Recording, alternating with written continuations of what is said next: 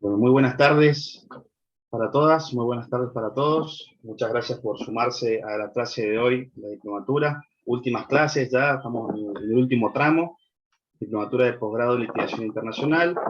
Y hoy con un gusto enorme presento a quienes nos acompañan en este módulo que se trata sobre la investigación de los crímenes de lesa humanidad. En realidad el módulo se llama Investigación en graves violaciones a los derechos humanos, y qué mejor que traer al salón y poder abrirlo en algunos de estos pequeños permitidos que nos ha permitido la pandemia, de traer a quienes más conocen lo que implica la reconstrucción de la verdad, de la memoria, de la justicia en un proceso que implicó grave violación a los derechos humanos. Hoy tenemos tres grandes personas referentes, conocedoras de la temática. Es un gran gusto para mí y el agradecimiento hacia ellos. En primer lugar, está Dante Vega, que es el fiscal general ante la Cámara Federal de Apelaciones. Es quizás una de las personas que tenga más experiencia en lo que hace a la reconstrucción en procesos de memoria, verdad y justicia desde el ámbito del Ministerio Público, ¿no? Lo que es la impulsión de los procesos y luego los juicios por delitos de lesa humanidad.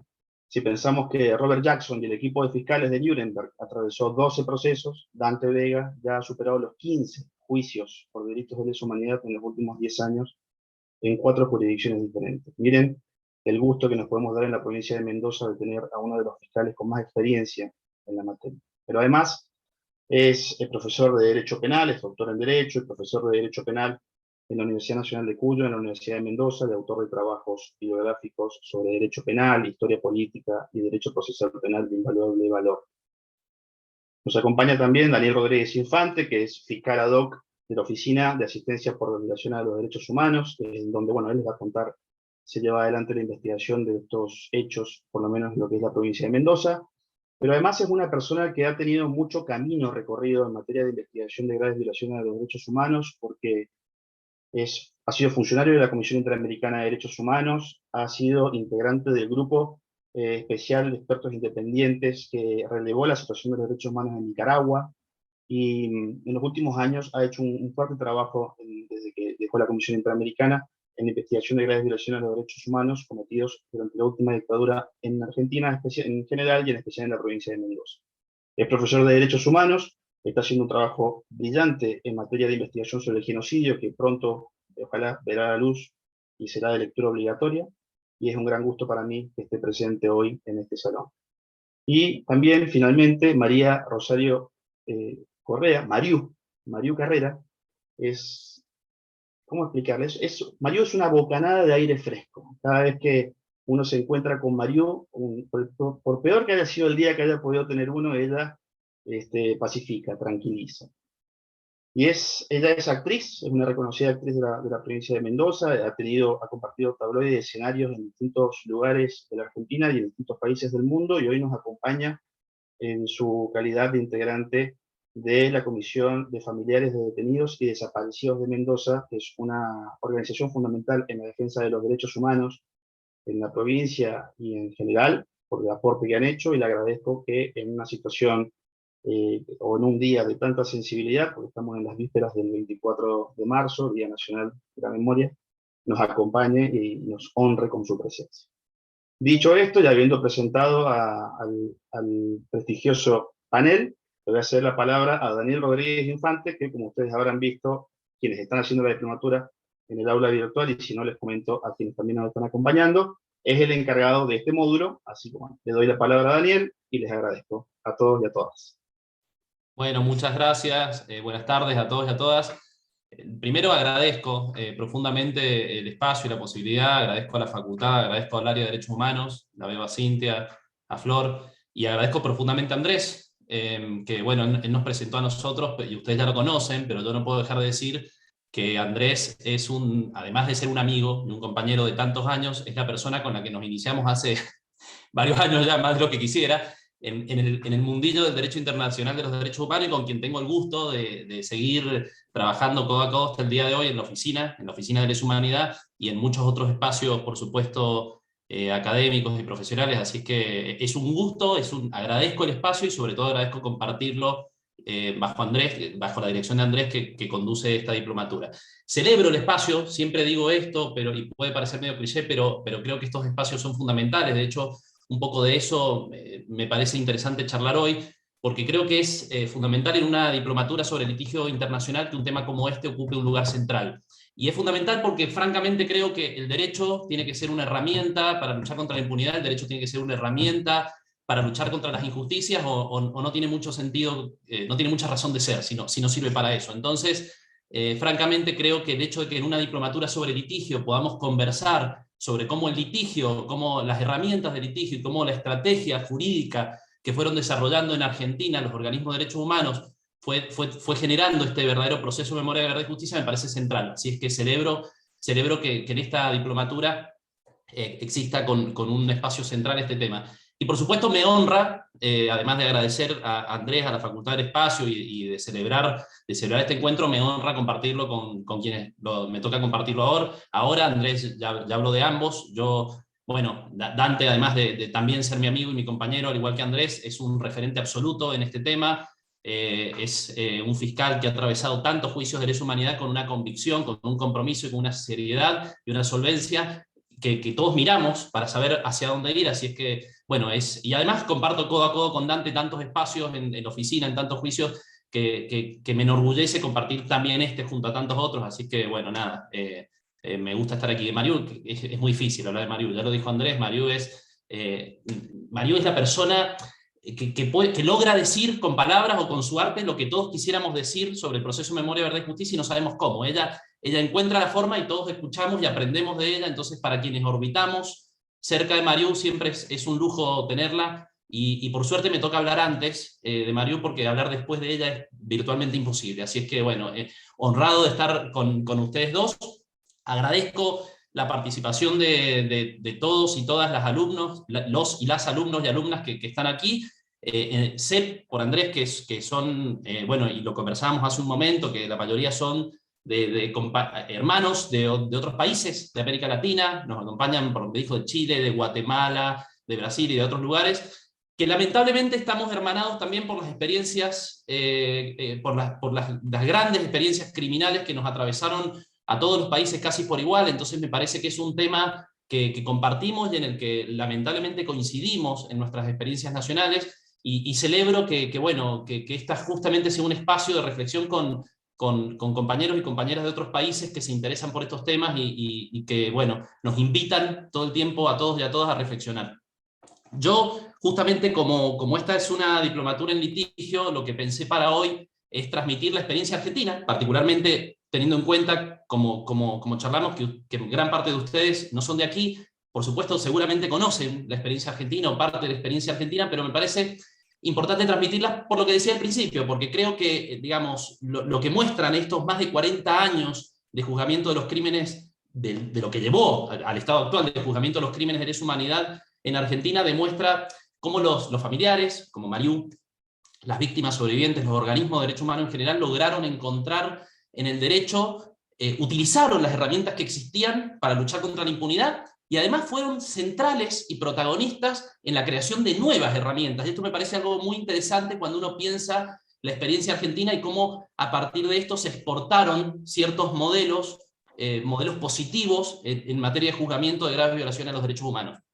Y lo digo porque, bueno, muchos sabemos y muchas sabemos que Argentina es un modelo en esto. Los ojos del mundo siempre están puestos aquí en este tema, porque es pasando, digamos, por las experiencias internacionales como Nuremberg, o los tribunales de Naciones Unidas, de Ruanda, la ex Yugoslavia, Sierra Leona, etc. Argentina es el primer lugar del mundo en el que sistémicamente se logra el juzgamiento por los propios tribunales nacionales de las gravísimas violaciones a los derechos humanos cometidas, en este caso, en el contexto de la última dictadura militar. Por supuesto que no es la única experiencia, pero sin duda es la más avanzada. Gratamente, muchos otros países han logrado también tener avances. Chile es un ejemplo. Acá se presentaba hace un momento un compañero chileno, y bueno, estamos pendientes y esperemos que con los cambios de aire en Chile esto se pueda profundizar aún más. Y hay avances, por supuesto, en distintos lugares de América Latina, también hay retrocesos, lamentablemente, como en todos lados. Pero sin duda Argentina es un lugar en el que se ha logrado avanzar mucho, y me parece que eso, mirarlo y mirar cómo se llegó hasta aquí, nos permite una cuestión que para mí es muy central y que es pensar además qué cuestiones, qué cosas de la experiencia argentina podemos llegar a utilizar y a exportar incluso hacia temas que no tienen que ver ya estrictamente con los crímenes de lesa humanidad. Entonces, bueno, si uno piensa en cómo fue, digamos, cómo los organismos empezaron a valerse del sistema de administración de justicia para establecer al día de hoy el proceso de memoria, verdad y justicia que conocemos, bueno, hay que remontarse a la dictadura.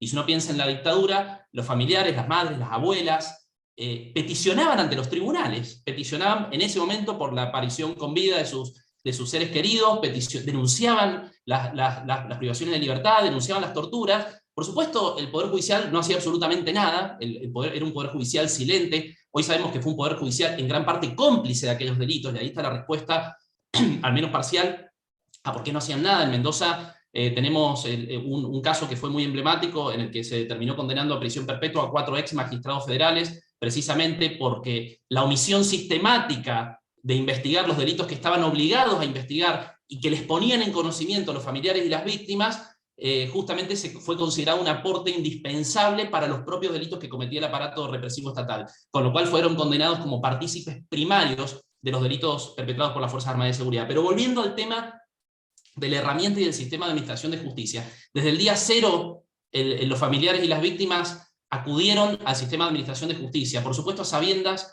de que en ese momento no daba resultados, decenas y decenas de habeas corpus, decenas de denuncias ante la policía, decenas de declaraciones de las propias víctimas secuestradas declarando las torturas, las violaciones sexuales, los ataques en general. Y por supuesto eso, más allá del que no dio, digamos, no tuvo mayores resultados en ese momento, empezó a alertar al sistema de administración de justicia, sin interés, por supuesto, de quienes ocupaban en ese momento ese lugar, pero se fueron configurando pruebas. Hoy todavía en los juicios utilizamos, y son pruebas muy relevantes porque son usualmente las más próximas, generalmente al momento en que se cometieron los hechos, todavía utilizamos gran parte de las pruebas que los familiares acercaron a los sistemas de administración de justicia en aquellas épocas. Y no cesaron, digo, esto es lo más interesante, no cesaron de denunciar, no cesaron de peticionar, no cesaron de recurrir, pese a la impunidad reinante.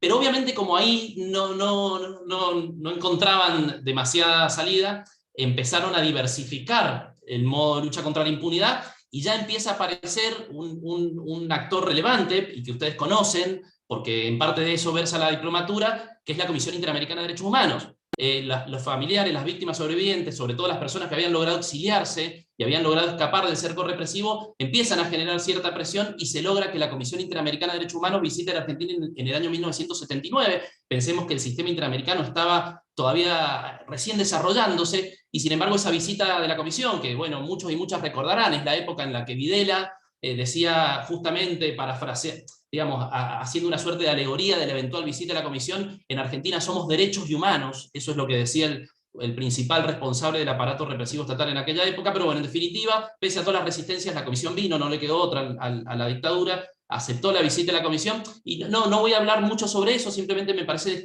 importante destacarlo, como los familiares y las víctimas ya empiezan a siempre, y esta va a ser una característica que van a mantener durante estos más de 40 años, a buscar las formas de luchar contra la impunidad.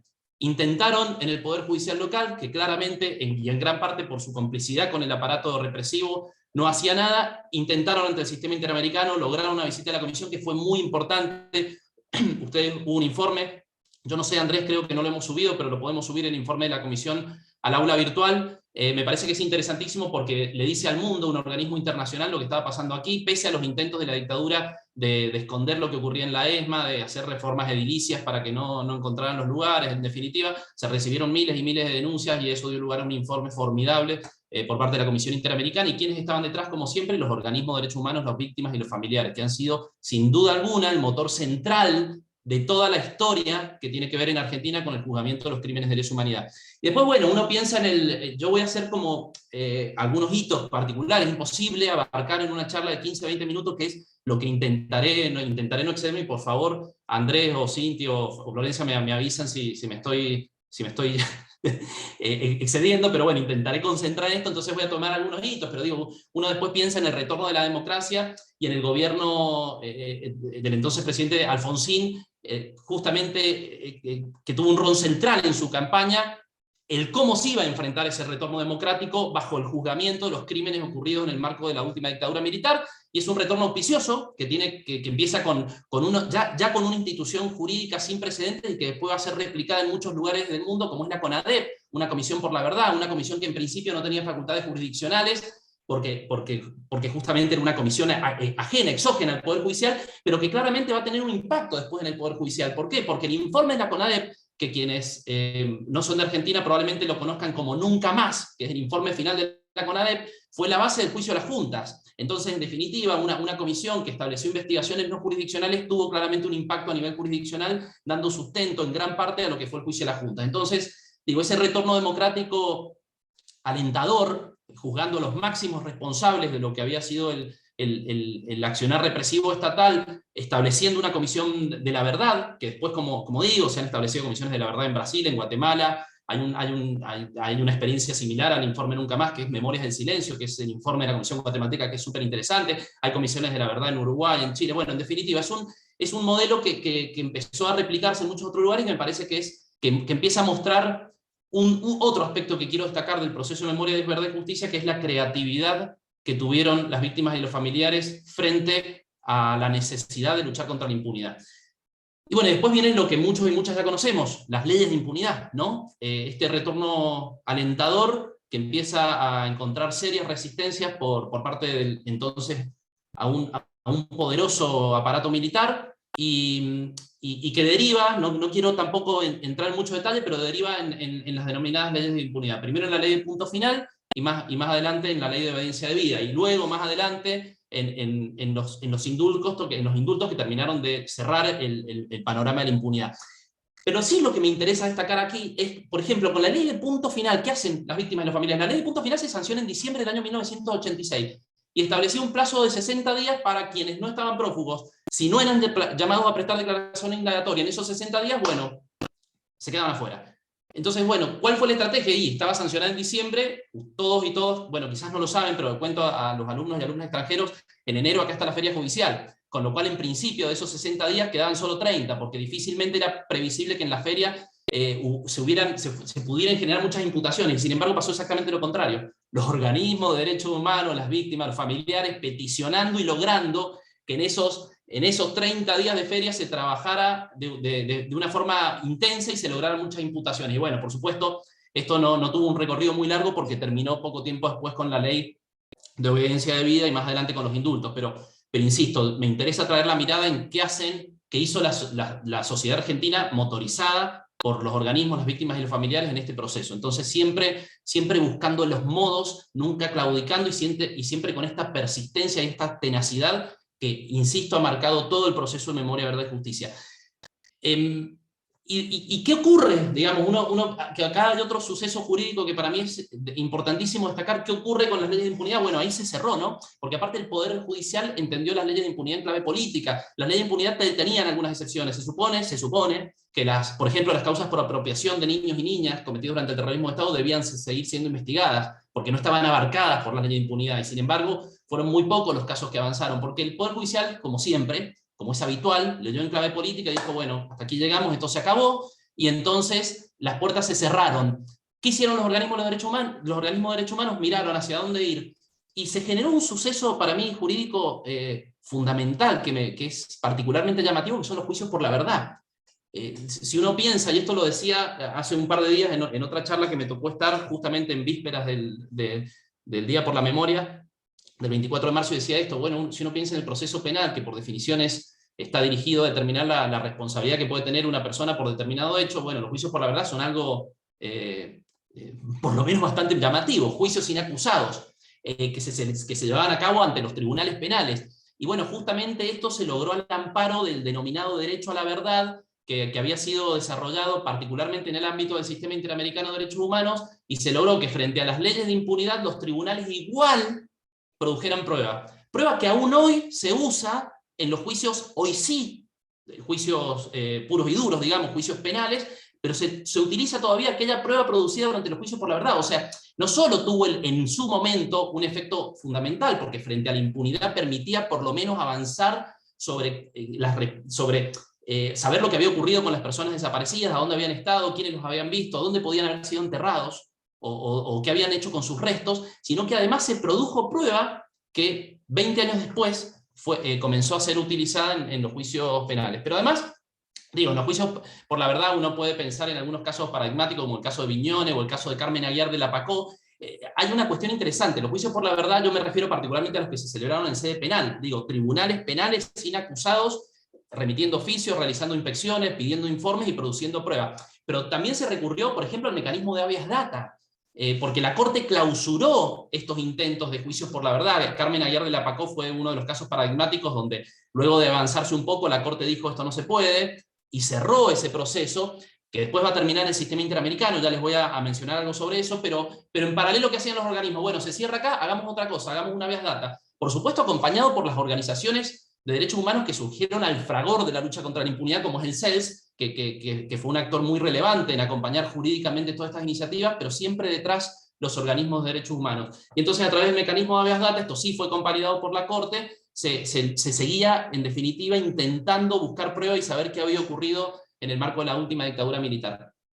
Y decía, estaban las leyes de impunidad, se recurre a los juicios por la verdad, algo que no dije, se recurre a los juicios en el extranjero. Es la época en la que se promueven los procesamientos contra militares, ex militares o militares argentinos, por ejemplo, en España, a cargo en ese momento de Baltasar Garzón. Es la época en que Astiz es procesado por el caso de las monjas francesas. Hay juicios en Estados Unidos, siempre invocando cuestiones de jurisdicción universal. En definitiva, se recurre a los juicios en el extranjero, se recurre a los juicios por la verdad.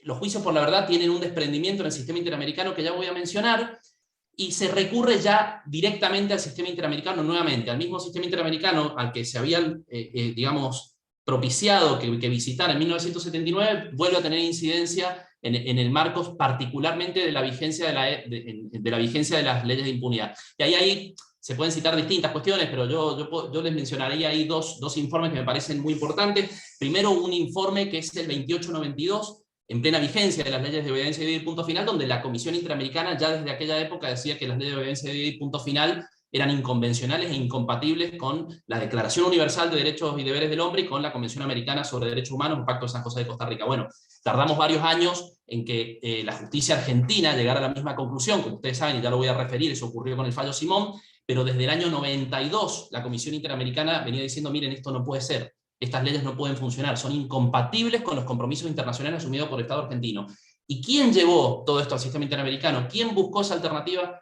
Las víctimas, los familiares, los organismos de derechos humanos. Y el otro caso que mencionaba antes es justamente el caso Carmen Aguiar de la Pacó, que es un juicio por la verdad que termina siendo clausurado por la Corte Suprema de Justicia de la Nación, termina ante el sistema interamericano en una petición que da lugar a un informe, que es el informe 21 del año 2000, en el cual hay un acuerdo de solución amistosa y se reabren masivamente los juicios por la verdad, porque el Estado argentino se compromete, aún vigente las leyes de obediencia debida y punto final, a reabrir juicios por la verdad a lo largo y ancho del país, que, insisto, tuvieron un efecto, por supuesto, fundamental, porque era lo que había en ese momento, pero además tuvieron un efecto fundamental a futuro por la producción de prueba que se logró recabar en aquella época. Y esto nos lleva ya, si uno sigue marcando algunos hitos, como dije, bueno, juicio de las juntas, CONADEP, leyes de impunidad, juicios en el extranjero, casos ante el sistema interamericano, juicios por la verdad, de a poco nos vamos acercando y la impunidad se va resquebrajando y nos vamos acercando a un fallo fundamental, señero, para la jurisprudencia argentina, pero también para la jurisprudencia internacional, un fallo que ha sido largamente analizado no solo en Argentina, sino en el mundo, que es el caso Simón. El fallo Simón, que es el fallo que termina de derrumbar el bloque de impunidad. Yo, por supuesto, invito a todos y a todas a que quienes no conocen ese fallo lo lean. Fue un fallo que, por supuesto, encuentra precedentes en el tema de la imprescriptibilidad de los crímenes, porque pensemos que Simón en el año 2005, los hechos en Argentina ocurrieron entre el 75 o antes. En este juicio, actualmente estamos en un juicio en Mendoza donde tenemos casos bastante previos incluso al año 75, pero digo, hasta el 83, y el fallo Simón es en el año 2005, entonces, por supuesto, había que resolver muchas cosas, además de la inviabilidad, inconvencionalidad e inconstitucionalidad de las leyes de obediencia debida y punto final, había que resolver la imprescriptibilidad. La imprescriptibilidad ya tenía antecedentes en casos como Priebke o Anasivia Clavel, pero bueno, Simón termina de zanjar esta cuestión, establece que claramente las leyes de impunidad no pueden tener valor. Establece además, hay otra cosa ahí que me parece interesante porque porque es una expresión de cómo se va generando esto como política de Estado. Establece el fallo Simón la validez de una ley que es la ley 25.779, una ley que dio mucha discusión en su momento, porque esta es una ley que fue propiciada por el entonces Poder Ejecutivo a cargo de Néstor Kirchner, una ley que declaraba insanablemente nulas las leyes de obediencia debida y punto final. Es una ley de un artículo, así de chiquita, digamos, es 2 artículos. El primero es ese y el segundo es, no sé, sanciónese, publíquese, etc. Y la doctrina discutió si una ley podía declarar insanablemente nulas otras leyes o si eso era una facultad exclusiva del Poder Judicial, etc. Yo no voy a entrar en eso. Lo que sí me parece interesante es que en el fallo Simón se resuelve la validez de esa ley, con distintos razonamientos, según los distintos votos, etc. Una cosa técnica que no me interesa profundizar, pero sí me interesa profundizar esto. Una ley remitida por el Poder Ejecutivo, sancionada por el Congreso y convalidada por el Poder Judicial, en definitiva termina generando simbólicamente algo muy, muy relevante, que es la política de Estado. Una política de Estado que involucra a los 3 poderes de Estado, impulsado por el Poder Ejecutivo, ratificada por el Congreso y convalidada por el Poder Judicial. Por supuesto que la ley 25.779 no es la base, no es la razón fundante de la invalidez de las leyes de obediencia debida y punto final. Son 2 discusiones aparte. Las otras leyes eran inviables y además se discute la validez de esta ley, pero me parece un hecho simbólico relevante de cómo se fue gestando una política de Estado que desde entonces, y más allá de los retrocesos y más allá de las resistencias que siempre existen, claramente se ha logrado preservar. Digo retrocesos y resistencias porque hay 1000 temas que me interesaría charlar acá. Bueno, está Mariú, Dante, que pueden conversar sobre esto, pese a todo el desarrollo, a todo el escenario positivo que estoy presentando de los juicios por delitos de lesa humanidad en Argentina. Por supuesto hay cuestiones que todavía siguen siendo insatisfactorias. Seguimos lidiando con la escasez de audiencias, seguimos lidiando con el retardo de los juicios que deberían tener una prioridad absoluta para el sistema de administración de justicia, absoluta, porque se va alcanzando lo que coloquialmente la sociedad llama impunidad biológica. Los acusados, los acusados empiezan a morirse o a ser apartados del proceso por la edad que tienen, las víctimas lo mismo. Entonces, si no nos apuramos, van a quedar claramente una gran cantidad de casos en la impunidad. Entonces, por supuesto, esas resistencias existen. A veces no tiene que ver con resistencias deliberadas por determinados motivos del Poder Judicial, a veces tiene que ver con cuestiones burocráticas o con no entender la relevancia y la centralidad que esto tiene, y a veces sí ha tenido que ver con otras cuestiones, como yo les contaba. En Mendoza fueron finalmente condenados 4 ex magistrados federales que durante mucho tiempo de la vigencia ya de estos juicios eran quienes estaban a cargo del juzgamiento. Bueno, claramente había un interés en que estas causas no avanzaran. Después entendimos por qué. Estas personas habían sido cómplices de los delitos que muchos años después seguían obstaculizando la investigación. Pero bueno, en definitiva, quiero ir cerrando este tema. Se reabren los juicios a partir del fallo Simón, se establece una política de Estado, se derrumban todos los obstáculos legales para que los juicios avancen, y sin embargo, los juicios no avanzaban demasiado.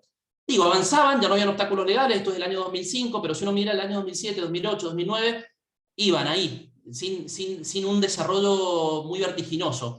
Y ahí cambia algo, que nuevamente es la respuesta institucional a la exigencia de los organismos, de los familiares, de las víctimas, y a la apropiación de los organismos de derechos humanos de los espacios públicos, que es la transformación del Ministerio Público Fiscal.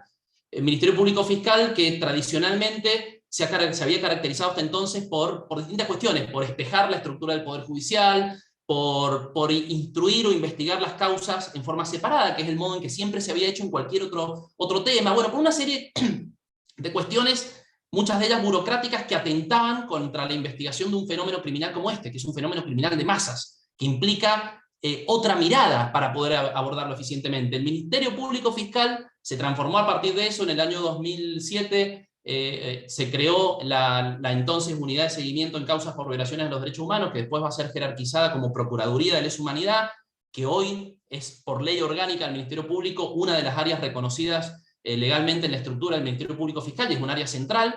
Y a la par se fueron creando oficinas especializadas como las que en lo personal integro, y integra también Andrés, Dante, la veía ahí, bueno, Ali Landaburo, que se ha conectado como oyente, que Andrés saludó al principio, es parte de la Procuraduría de Crímenes contra la Humanidad. Y desde mi punto de vista, si uno mira las estadísticas de lo que ocurrió con los juicios, y esto lo pongo sobre la mesa porque me parece que quienes están acá como alumnos y alumnas y que están procurando profundizar sobre este tema, lo tienen que mirar esto como una herramienta fundamental. Sin dudas, y lo digo con mucho convencimiento, basta con mirar las estadísticas de los juicios por delito de lesa humanidad en Argentina para advertir que la reforma del Ministerio Público Fiscal tuvo un impacto muy positivo sobre el avance de los juicios. Por supuesto, las víctimas, a través de las querellas de sus abogados y abogadas querellantes digamos, de su impulso permanente, siempre habían intentado digamos, que los juicios se desarrollaran con más eficiencia, se aceleraran, pero era muy difícil si el propio Estado no se hacía cargo de la cuestión, porque claramente el Estado es el que tiene la estructura para hacerlo. Entonces, bueno, me parece que esto es otro aspecto a destacar porque sin dudas es un elemento que permitió lidiar con déficit en la investigación frente a este fenómeno criminal. Resulta difícil ponerme a decir algunos ejemplos para que se entienda, pero a ver, para que se piense. En Mendoza, por ejemplo, en la provincia en la que nosotros trabajamos, las causas se investigaban atomizadamente, es decir, una causita de esta víctima por allá contra este acusado, otra causita de esta víctima por allá contra este acusado, y habían 500 causas investigándose en forma separada. Si en una de esas causas una víctima decía, bueno, yo fui víctima de violación por parte de Juan Pérez en un centro clandestino de detención, se lograba la imputación de Juan Pérez. Como eso tramitaba en forma segmentada, no se advertía que había muchas otras víctimas del mismo lugar, del mismo centro clandestino de detención, que declaraban haber sido sistemáticamente víctimas de ataques contra la integridad sexual. Y eso que denota la existencia de órdenes, la existencia de una estructura jerárquica que claramente no era ajena a la violación sexual de las mujeres detenidas en centros clandestinos de detención. Entonces, la acumulación de causas, el trabajar esto en forma conjunta, en forma sistémica, permitió avanzar sobre las autorías mediatas dentro de la estructura de los aparatos organizados de poder, las estructuras intermedias, las estructuras más altas, y entender el fenómeno criminal como corresponde entenderlo y, en definitiva, luchar más eficientemente contra la impunidad.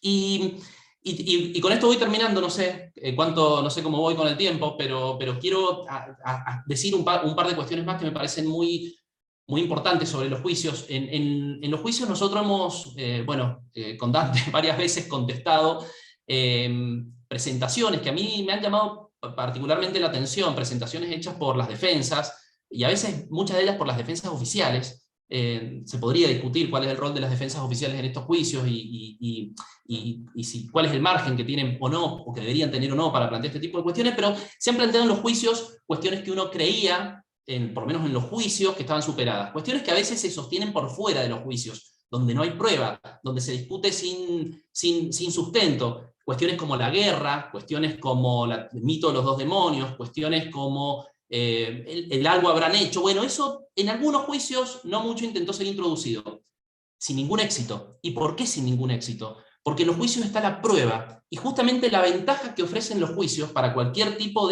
para cualquiera de estas discusiones es que dejan fuera del margen de discusión, fuera del margen de la opinología, algunas cuestiones que en los juicios quedan absolutamente refutadas. Porque, a ver, y esto me parece importante traerlo sobre la mesa, muchas veces por fuera de los juicios, y como digo, algunas veces se intentó en los juicios sin éxito, se habla no sé, de la reconciliación, ¿no? Y en más de 10 años, y esto mismo lo decía, como les comentaba recién hace un par de días en una charla, en más de 10 años que llevamos de juicio en Mendoza, y Dante podrá corroborarlo con su experiencia en otras latitudes del territorio nacional, nunca jamás un imputado pidió perdón. No sé, de reconciliación se habla y nunca jamás un acusado aportó alguna información relevante en Mendoza sobre dónde están los restos de las personas desaparecidas. Entonces, cuando se dicen estas cosas por fuera de los juicios, si pudiéramos lograr llegar, que eso me parece que es un desafío muy importante, pudiéramos lograr llevar lo que ocurre en los juicios hacia afuera de los juicios. Se intenta con el arte, con personas como Marius, se intenta con la academia, se intenta con este tipo de encuentros, pero siempre tengo la percepción de que no nos alcanza, de que no estamos quizás haciendo lo suficiente o no estamos encontrando las maneras para hacerlo. Porque si lográramos traspolar esto por fuera de los juicios, hay muchas de estas cuestiones, verdaderos mitos, que no son teoría, porque la teoría de los dos demonios no es una teoría, es un mito, es una falacia, que se caerían a pedazos. Igual que la cuestión de la guerra o la teoría de los excesos, un montón de argumentos de este tenor que hemos escuchado en los juicios y que se topan de frente con la prueba. Se habla de venganza contra quienes hoy son personas de edad avanzada, y en los juicios las víctimas durante 10 años no han hecho más que apegarse con absoluta honestidad a lo que conocieron y a lo que vieron. Se habla de venganza y no se dice suficientemente que el derecho se ocupa con todas las garantías de los derechos de las personas acusadas. Hoy en Mendoza la mayoría están con prisión domiciliaria, por ejemplo. porque corresponde. Algunas las discutimos porque algunas entendemos que no corresponden desde el Ministerio Público Fiscal, muchas otras las consentimos porque sí, pero en definitiva, ¿dónde está la venganza? En definitiva, lo que hay es un proceso de juzgamiento muy serio, con todas las garantías, con una honestidad absoluta de las víctimas, a través de más de 40 años de testimonios, que uno agarra el testimonio que dieron ante el juzgado de instrucción militar en la década del 80, y se va más atrás, y agarra lo que dijeron en declaraciones al hacer una denuncia en la policía, lo que dijeron luego en la CONADEP, lo que dijeron en los 80 en los juicios por la verdad, y lo que dijeron hace 3 semanas en un juicio actual, y hay una coherencia absoluta. Nunca mintieron, nunca dijeron algo que no vieron, nunca establecieron hipótesis que... Entonces, eso es lo que ha caracterizado los juicios por delitos de lesa humanidad en nuestro país, y a mí me parece que esto es central, y me parece que esta experiencia nos tiene que dejar distintas cosas. Nos tiene que dejar, primero, cuál fue el motor, porque es imposible pensar en un proceso de juzgamiento en cualquier fenómeno criminal en Argentina o en cualquier lugar del mundo que las propias víctimas, los familiares, no motoricen. Indubitablemente siempre son los familiares y la sociedad organizada la que exige, y eventualmente sí hay estados más o menos permeables y estructuras estatales más o menos permeables a estas exigencias. Pero hay que tener claro que los protagonistas y los artífices de todo este proceso son los organismos de derechos humanos, las víctimas y los familiares. Hay que tener en cuenta, me parece también otra cuestión que me parece relevante para dejar sentada para la reflexión, qué es lo que se juega en el juzgamiento de crímenes de lesa humanidad. Porque esto excede lo estrictamente procesal o punitivo. En los juicios por delitos de lesa humanidad se disputan muchas otras cosas. Se disputa el sentido, por esto que venimos diciendo. Se juegan discusiones que justamente derrumban mitos que han intentado sostenerse durante mucho tiempo. Se juega la reparación de las víctimas. En los últimos años en Mendoza hemos logrado, y esto lo digo con mucha satisfacción y con cierto orgullo, hemos logrado que los tribunales incorporen declaraciones estrictamente reparatorias, que van por encima, que van por fuera de lo estrictamente punitivo. Hemos logrado que los tribunales, los crímenes son calificados como crímenes de lesa humanidad, sí, eso es obvio, si no, no se podrían estar juzgando porque estarían prescriptos. Pero hemos logrado que los tribunales además declaren que las víctimas expresamente son víctimas de crímenes de lesa humanidad. Que los tribunales declaren que las mujeres detenidas en centros clandestinos de detención fueron víctimas de violencia por razones de género, que los tribunales incorporen conceptualmente la categoría de genocidio, más allá de las discusiones que se puedan dar sobre los efectos punitivos o no que pueda tener. En definitiva, cuestiones que hacen a la reparación. Entonces, la trascendencia que tienen estos juicios, en lo personal, es mi apreciación, creo que es central. Y como es central, me parece que una cuestión fundamental a pensar y a reflexionar y a discutir es cómo hacemos a futuro. Creo, por lo que charlamos detrás de escena, que un poco de eso va a conversar Dante, ¿qué hacemos a futuro? Digo, porque nosotros, las víctimas, vivieron lo que vivieron, los familiares vivieron la pérdida, y lucharon durante 40 años para poner esto en los juicios. Ellos fueron los protagonistas directos del accionar represivo estatal, los que sufrieron el accionar represivo estatal. Nosotros, las generaciones que no crecimos en la dictadura, tuvimos el testimonio de las víctimas, tuvimos eso, tuvimos los juicios, quienes de algún modo u otro nos hemos vinculado con el proceso de juzgamiento en Argentina.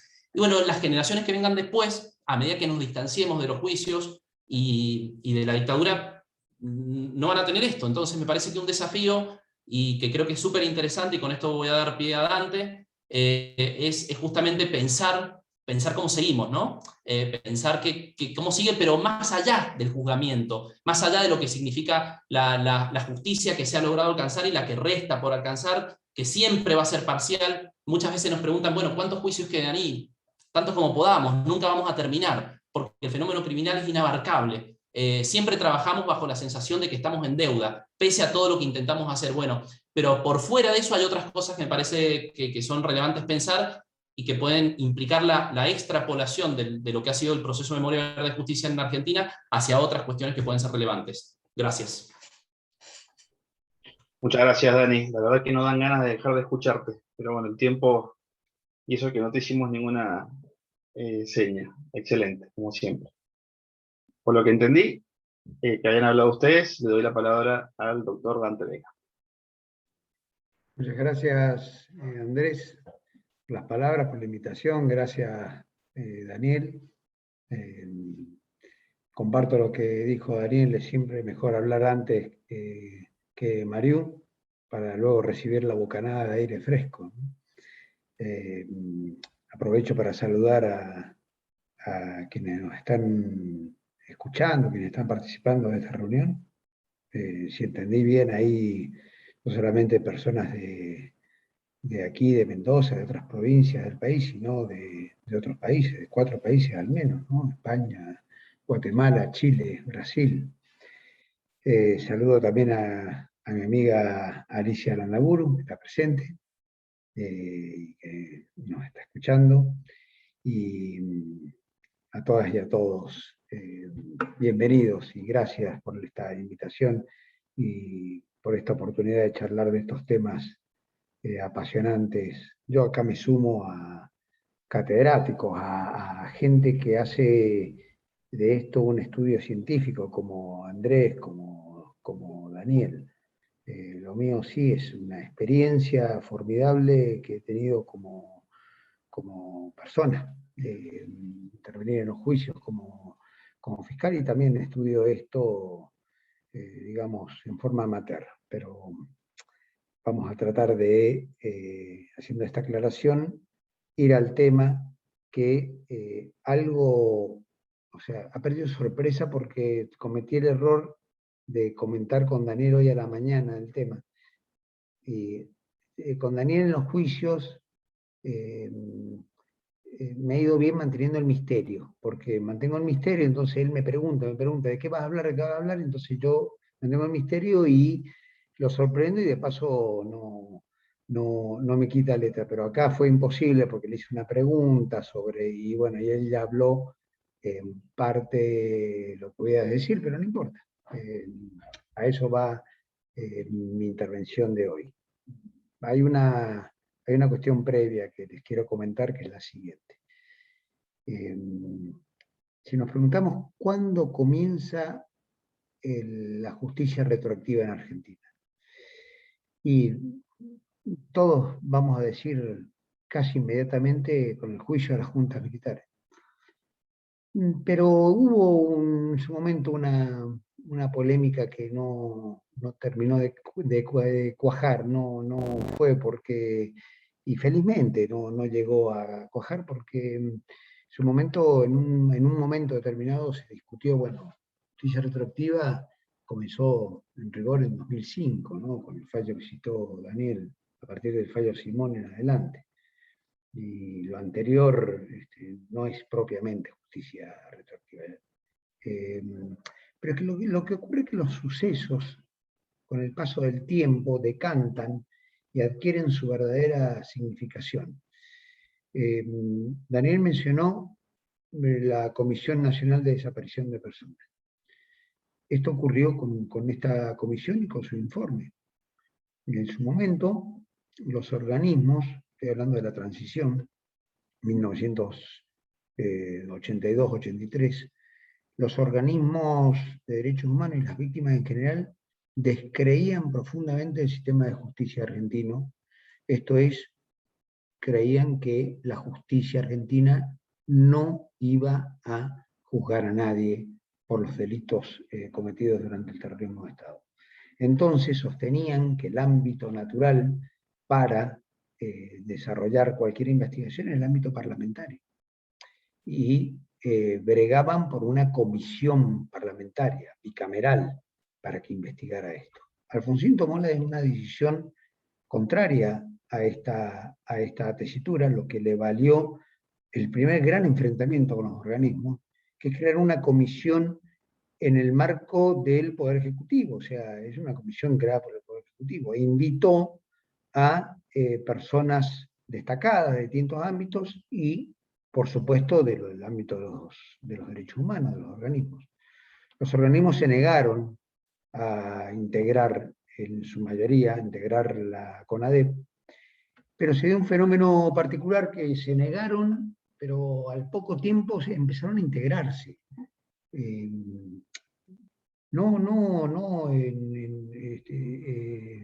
institucionalmente, no como organismos, sino los miembros de los organismos empezaron a dar una mano a los integrantes de la CONADEP. Y así, el informe que produjo la CONADEP, que citó Daniel, es un informe no solamente de la comisión, sino también de los organismos. Y fue tan importante este informe que, como dijo él, fue utilizado en el juicio de la Junta y todavía lo utilizamos nosotros en los juicios por delitos de lesa humanidad. Es una referencia ineludible a la hora de hablar del terrorismo de Estado en Argentina. Atrás quedan las polémicas sobre el prólogo, sobre el nuevo prólogo, sobre esto ha pasado a un nivel secundario. Lo importante de ese informe es su existencia.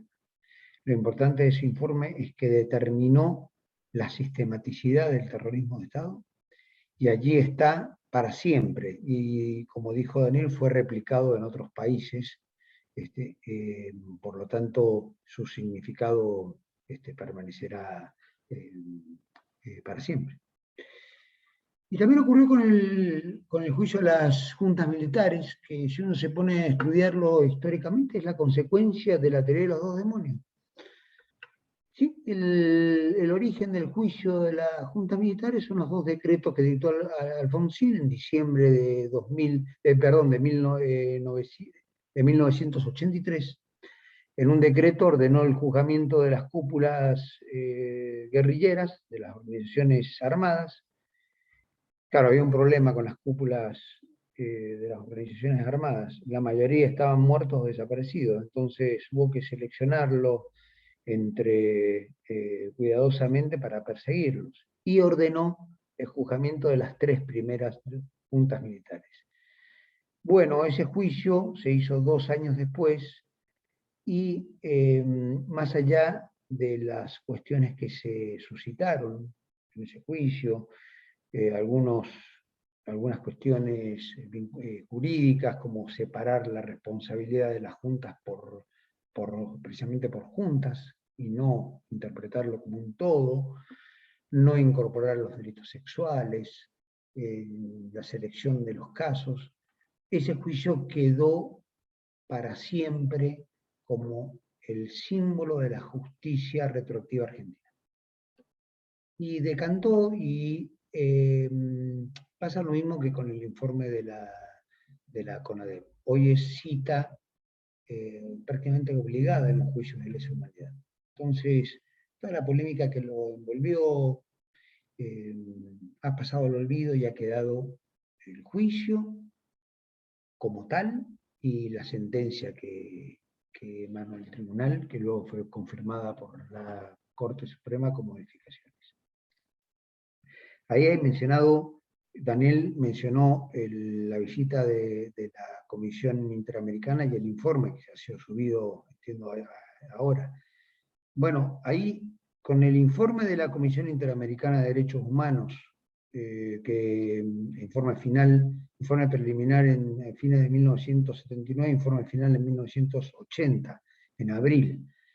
El informe Nunca Más de la CONADEP, el juicio, la sentencia en la causa 13, así se la llama comúnmente, el juicio de la sentencia de las juntas militares. Esos 3 documentos, y yo me permito agregar la carta abierta a la Junta Militar escrita por Rodolfo Walsh, son los 4 textos fundamentales para entender el terrorismo de Estado en Argentina.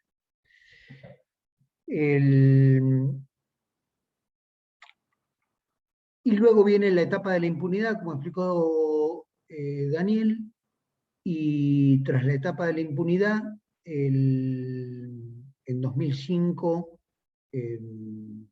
luego de algunos fallos anteriores que él citó, como Arancibia Clavel, la Corte acepta la nulidad de las leyes y la inconstitucionalidad de las leyes de impunidad en Argentina, declara que los delitos cometidos por el terrorismo de Estado son imprescriptibles, y se abre todo el camino para la justicia retributiva, ya sin límites, ya sin el corsé que tuvo en los primeros momentos de la democracia, ya sin la presencia del actor militar amenazante, y al día de la fecha Argentina ha logrado terminar casi 270 juicios en ese momento. un fenómeno que no ha tenido parangón en la historia del mundo. O sea, Daniel lo dijo, es el único lugar del mundo que ha emprendido en forma sistemática, y voy a emplear la palabra sistemática en el buen sentido de la palabra, porque cuando nosotros en Argentina, quienes estamos en este tema, nos hablan de sistematicidad, pensamos pero inmediatamente en los crímenes del terrorismo del Estado. Bueno, acá hay una contrasistematicidad, si se quiere, que es la presencia de los juicios, al comienzo, como dijo Daniel, de a poco, si se leen las estadísticas, 2006, 2007, 2008, hay números bajos de juicios y empiezan luego a crecer a partir de 2009 y 2010 para llegar al momento actual. Esto como introducción, lo que yo quería hablar y que dije, bueno, Daniel me arrebató algo, pero algo, no voy a volver sobre el tema, es una pregunta. ¿Tiene un fin, tiene un término la justicia retroactiva en Argentina? ¿Tiene un límite? Esa es la pregunta que yo vengo y traigo, y voy a hacer un aporte y le dejo para que después lo charlemos entre todos, porque el comienzo lo tenemos. Ahora, el fin lo tenemos. ¿Va a tener algún fin esto? Bueno, voy haciendo algunos aportes. Jurídicamente no lo tiene. No hay al contrario. Jurídicamente, los juicios por delito de lesa humanidad en Argentina no tienen un fin, término. De acuerdo a los fallos, de acuerdo a los pronunciamientos de la Corte, los juicios tienen que durar hasta tanto se juzgue al último responsable por el último de los delitos de lesa humanidad cometidos en Argentina. Claro, esto trae un problema, el paso del tiempo. Entonces, y el paso del tiempo lleva a la posibilidad de que los juicios languidezcan, de que los juicios terminen con una suerte de consumción, ¿no? Y es una de las principales preocupaciones, ayer lo escuché en la carpa de los organismos de derechos humanos, en la vigilia del día de mañana, de ese día significativo, como dijo Andrés, se mencionó esto, ¿no? Audiencias que cada vez se espacian más, juicios de lesa humanidad que cada vez ocupan un lugar más lateral en la agenda de los tribunales. Entonces, bueno, está el peligro de que jurídicamente en el deber ser se sostenga algo que no se corrobora o que no se compatibiliza con el ser, y que los juicios terminen languideciendo y con un sentido comunicativo muy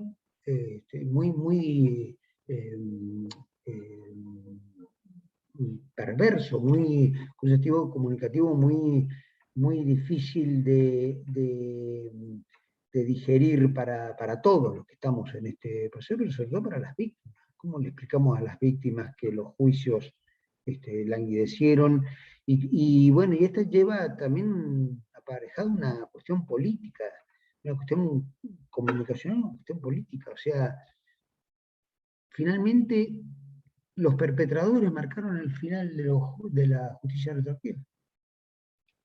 Si la justicia como institución no responde, si los juicios cada vez se espacian más y languidecen, pese a los esfuerzos de los organismos y pese a lo que podamos hacer desde el Ministerio Público Fiscal, comunicativamente quedó en poder de los perpetradores el fin de los juicios. Y esto no se puede aceptar, por supuesto, no se puede aceptar. Sería una comunicación de parte nuestra muy pobre, para decirle a las víctimas que aún esperan justicia, y los que la tuvieron, todos, toda la sociedad, es, miren, ya los juicios ya resignadamente han terminado. Bueno, no será así, no será así. Tampoco hay margen para esto, no hay margen político, no hay margen jurídico, no hay margen político. Entonces, ¿qué va a ocurrir? Me aventuro a pensar esto. Es probable que la agenda judicial cueste moverla, pero aún quedan muchos juicios en el tintero, muchos procesos pendientes. Se va a sectorizar seguramente en el país, hay provincias que van a dejar de hacer juicios o porque hicieron todos los juicios posibles o porque el Poder Judicial de esos lugares perdieron interés en seguir juzgando los resabios que quedaban o por distintos motivos, y se va a centralizar quizá en algunos puntos del país, seguramente la ciudad de Buenos Aires, seguramente Córdoba, Tucumán, esta provincia, y en eso nos hacemos cargo quienes estamos aquí hablando. Y en algunos lugares, por más voluntad que exista, el fenómeno del terrorismo de Estado fue juzgado, no diría en su totalidad, porque sería una afirmación temeraria, pero en los grandes sectores involucrados en el terrorismo de Estado fueron juzgados. Esto es lo que puede ocurrir, por ejemplo, en Mendoza, en la localidad de San Rafael, en el cual se está desarrollando el tercer juicio por delito de lesa humanidad, y quizá existe un cuarto delito, pero todos advertimos que cada vez los hechos que comprenden estos juicios son cada vez más reducidos. Y puedo decir yo, porque he estado en 2 de esos juicios, en el tercero me están reemplazando, pero en 2 he estado en forma presencial, que en San Rafael se ha juzgado al aparato terrorista estatal casi en su totalidad. Entonces, más allá de esto, y como dijo Daniel, el desafío que tenemos es cómo hacer perdurar esa tríada memoria, verdad y justicia más allá de los juicios. Es un desafío que tenemos. ¿Cómo pensar, en qué mecanismos pensar para que esto trascienda? Hoy dijo Daniel, las generaciones que se van sucediendo. Ayer en la carpa, Flor Díaz, que es la presidenta de SUMEC, dijo: yo soy nacida en democracia. Entonces no viví la dictadura. Bueno, y dentro de los nacidos en democracia va a llegar un momento en que los nacidos en democracia pueden llegar a decir, como dijo Daniel recién, yo no viví los juicios. ¿Por qué? Porque en una determinada circunscripción no se llevaron más a cabo, por los motivos que sean. No soy de la generación de los juicios, no soy de la generación que sufrió la dictadura, pero tampoco soy de la generación de los juicios. ¿Qué respuesta le podemos dar a esa generación el día de mañana? Y creo que pasa, y más o menos adelantó la respuesta Daniel, creo que pasa por distintos mecanismos que no necesariamente sean los judiciales. Va a pasar por la difusión, va a pasar por el arte, va a pasar por la academia, va a pasar por mantener, por la extensión. Con Daniel hablamos ayer o hoy, o por lo menos tenía previsto decírselo, y si tenía previsto se lo digo ahora, públicamente. Volver a la extensión que se discontinuó con la pandemia y que tenemos que retomar. Nosotros hemos ido con Daniel, con Andrés, con distintas personas del Ministerio Público a colegios secundarios, a aulas universitarias, invitados o invitándonos nosotros para hablar de esto. Y tenemos que mantener vivo ese tema, por más que los juicios en algún momento terminen por el motivo que sea. Pero no van a terminar ni por motivos jurídicos, ni tampoco por motivos políticos. O sea, eso, el fin que tengan va a ser el paso del tiempo. Falta mucho, ¿no? Pero va a ser el paso del tiempo. En algún momento esto va a haber que encararlo, y el desafío que se nos presenta es trascender esto. ¿Cómo hacemos para trascenderlo? ¿Cómo hacemos para comunicar esto que se vivió? ¿Cómo hacemos para expresar lo que dijeron los testigos, para expresar lo que dijeron los tribunales, para explicar lo que ocurrió?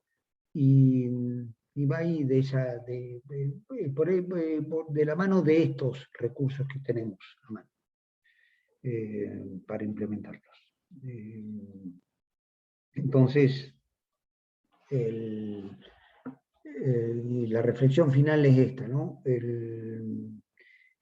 ¿Tiene un fin la justicia retroactiva? Y no lo tiene.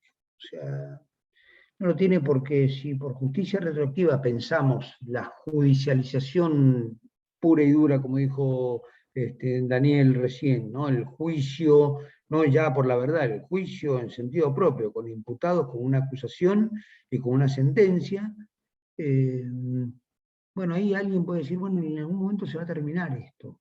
Y se va a terminar con un tema médico, porque el tema médico que está en juego hoy en los juicios de lesa humanidad es la salud de los perpetradores, ¿no? Y dijo Daniel, el alto porcentaje que hay hoy de perpetradores que están siguiendo los juicios desde sus casas, en prisión domiciliaria. Y esto de la pandemia fue muy negativa en ese sentido. Es cierto, y va a llegar un momento, el tiempo pasa para todo, y va a llegar un momento en que el tiempo va a conspirar contra la continuidad de los juicios. Pero va a quedar esa llama viva, y de nosotros depende trasladarla a esas generaciones que no asistieron al juicio, explicarles qué se discutió, cómo se discutió, por qué se condenó a gente por lo que hizo, y el significado de todo esto. Esa es la misión que tenemos en un futuro, y de eso es lo que quería hablarles. Gracias.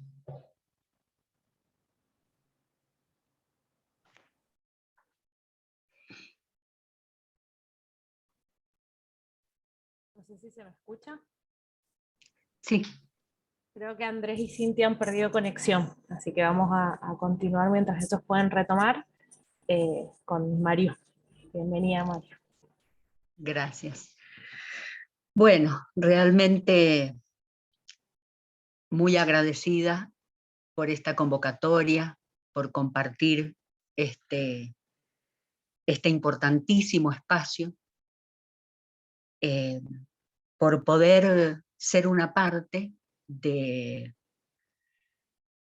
todo un engranaje que se desarrolla y que tiene lugar cuando las personas se incluyen en un curso, en un espacio. Entonces, realmente muy agradecida y a la vez contenta de estar con quienes forman parte de este engranaje, ¿no? Como Daniel, Dante, Andrés, y bueno, el resto de las personas que por suerte yo creo que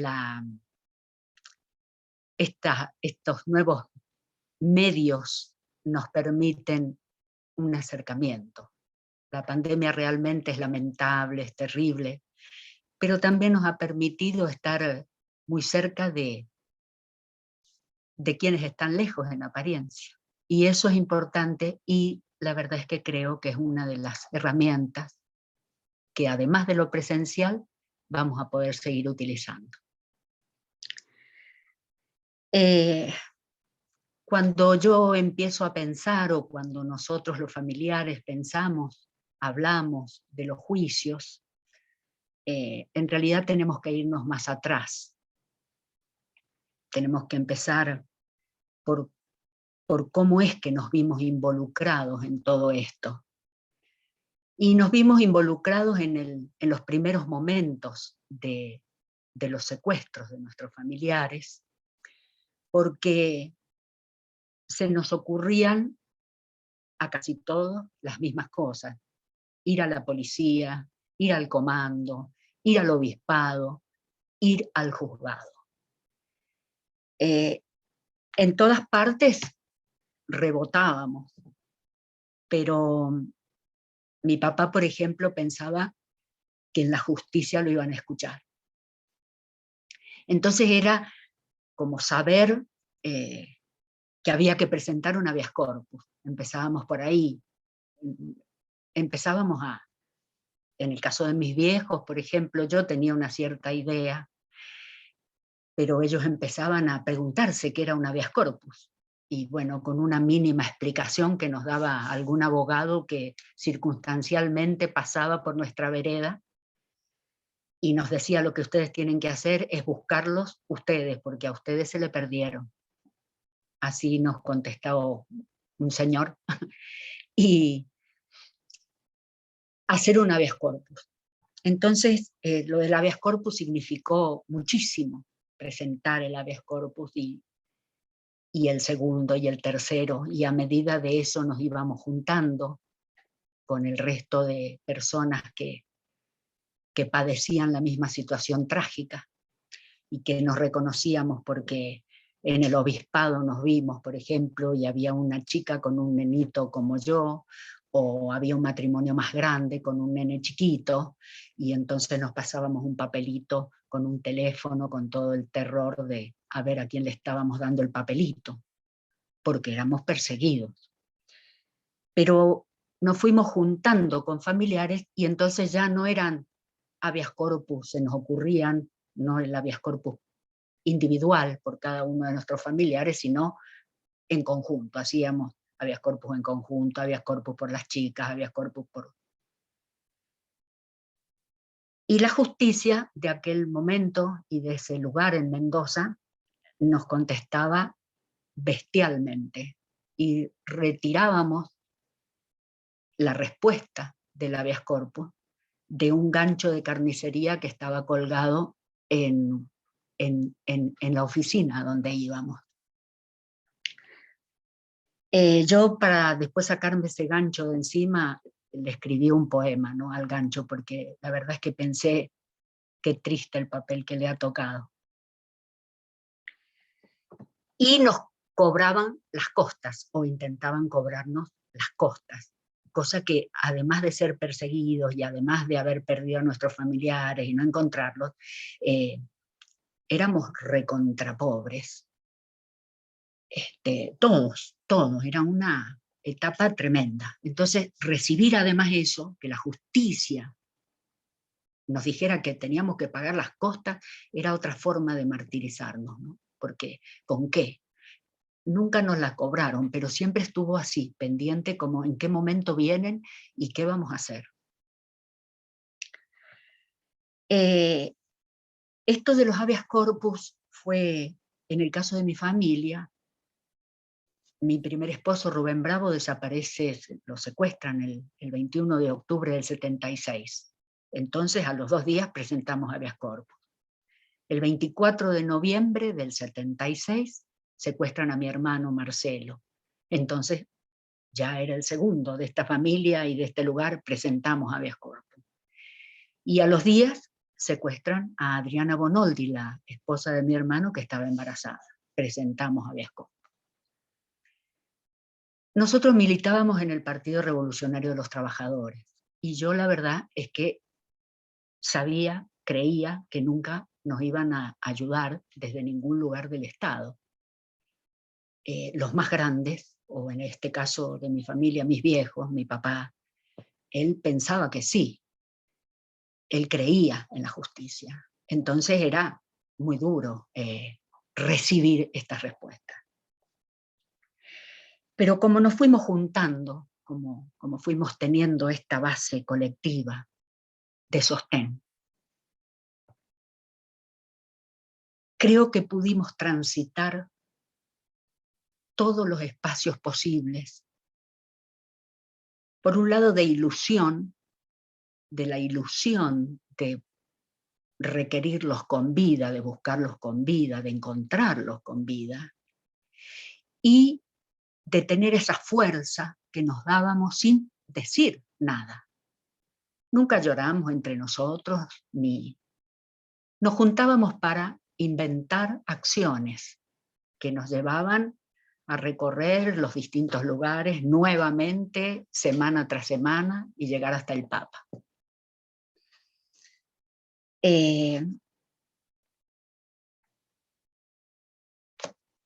A principios del 2000, no tanto al principio, pero como en el 2006, creo, nos va cayendo una ficha muy fuertemente que nunca habíamos querido ver entre todos, y es que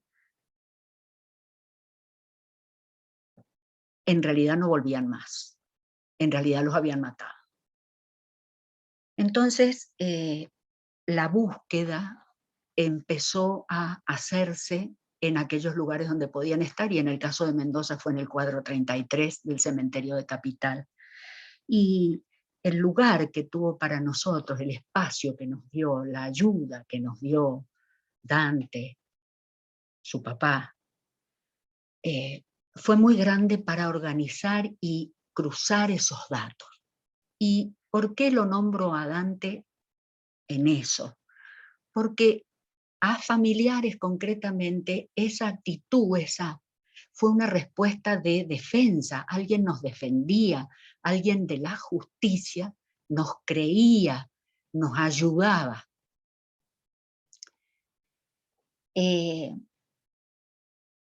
Con estos datos que habíamos podido cruzar entre nuestras listas de desaparecidos y algunas cosas que teníamos del cementerio, íbamos a la justicia. En la justicia de Mendoza todavía reinaban estos señores jueces que después fueron condenados a cadena perpetua por complicidad. Y nosotros nos manteníamos como familiares fundamentalmente, y animando a otros compañeros y compañeras a estar frente a tribunales federales, a exigir que nos escucharan. No entrábamos, todavía no entrábamos.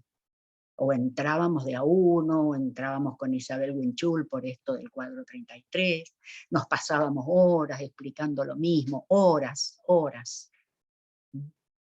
diciendo que si en ese cuadro habían personas enterradas clandestinamente y nosotros teníamos desaparecidos, era posible, entonces que tenía que venir el equipo argentino de antropología forense, y bueno, ellos nos contestaban, el que nos atendía era el juez, que en ese momento era el que atendía todo esto, el doctor Walter Bento.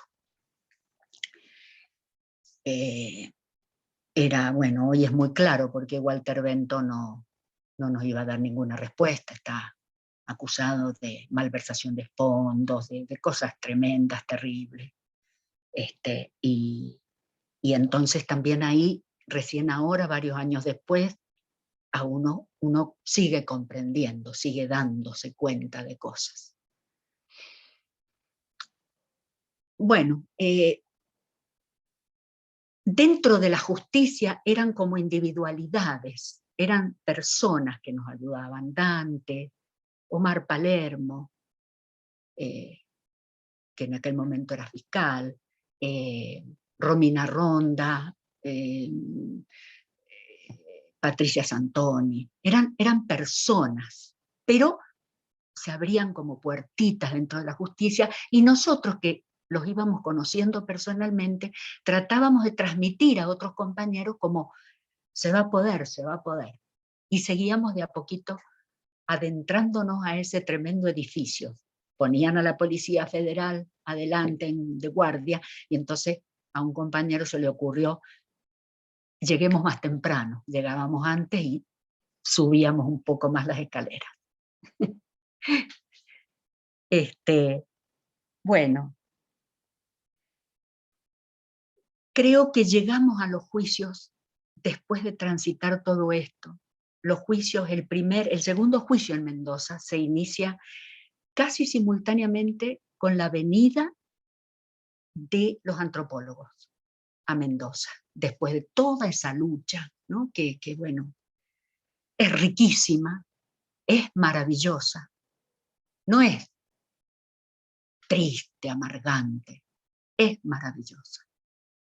Y después yo voy a decir por qué me parece maravillosa.